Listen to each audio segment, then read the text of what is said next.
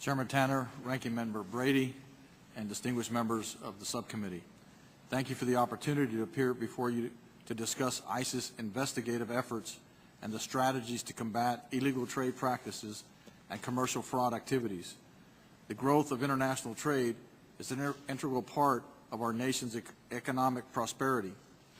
It also brings with it the potential for an increase in economic crimes, border security compromises, and threats to the public safety and national security.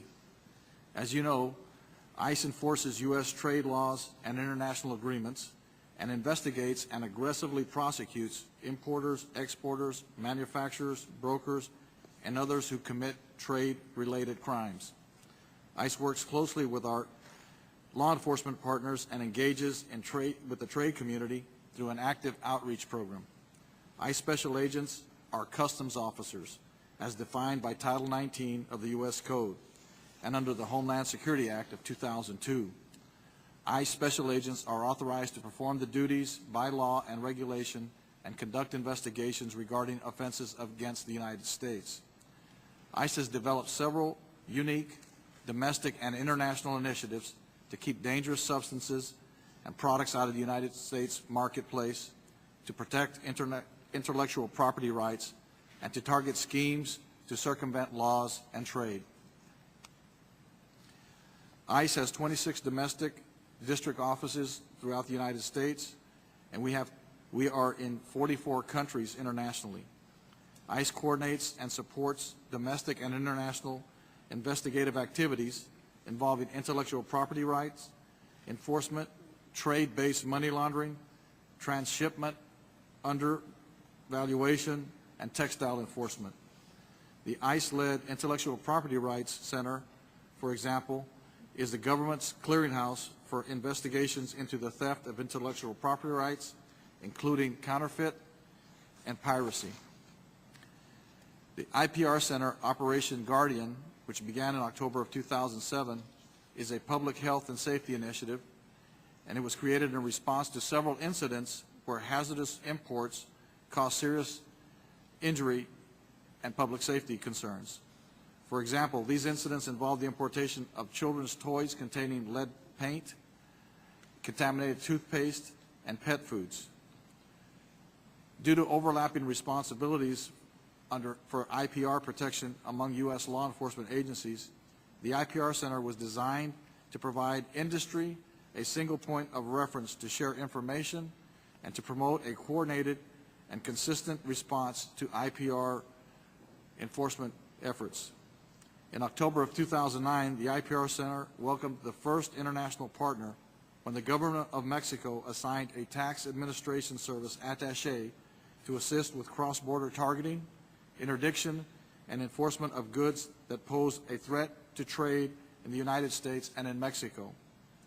Mexico is not only a significant trade partner with the United States, but may soon become the world's leader in the seizure of counterfeit goods.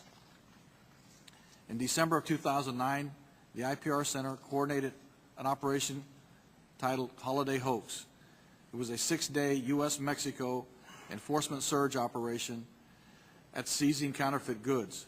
The results of this outstanding operation are as follows. In the U.S., ICE seized approximately 700,000 counterfeit items worth an estimated manufacturer's suggested retail price of over $26 million, and 15 individuals were arrested. In Mexico, conducted 8,111 inspections and executed 100 search warrants and seized 274 tons of counterfeit merchandise.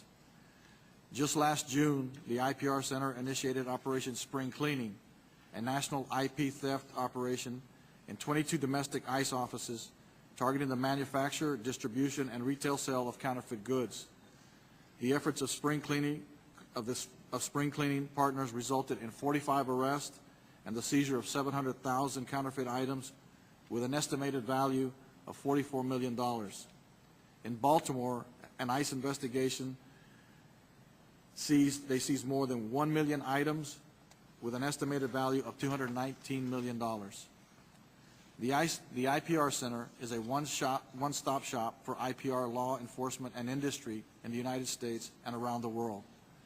ICE holds the position of Vice Chair on the World Customs Organization Enforcement Committee and the Chair of its Commercial Fraud Working Group.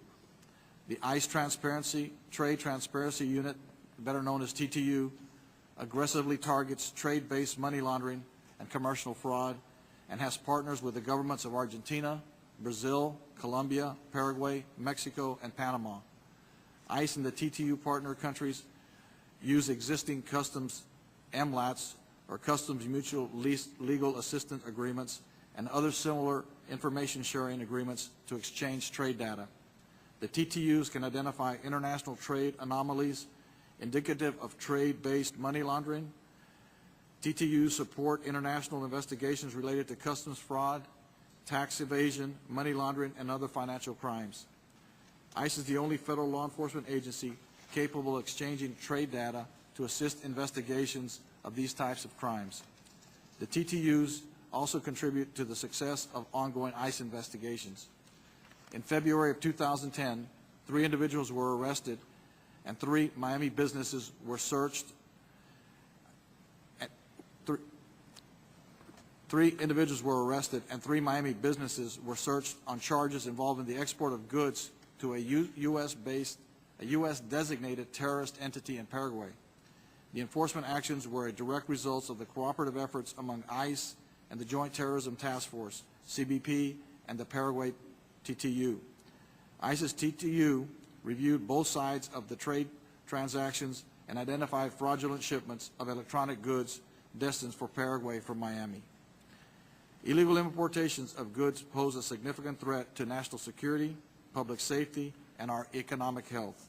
Illicit traders and criminals organizations are profit-driven and exploit vulnerabilities in the import and financial sectors to advance their criminal enterprises.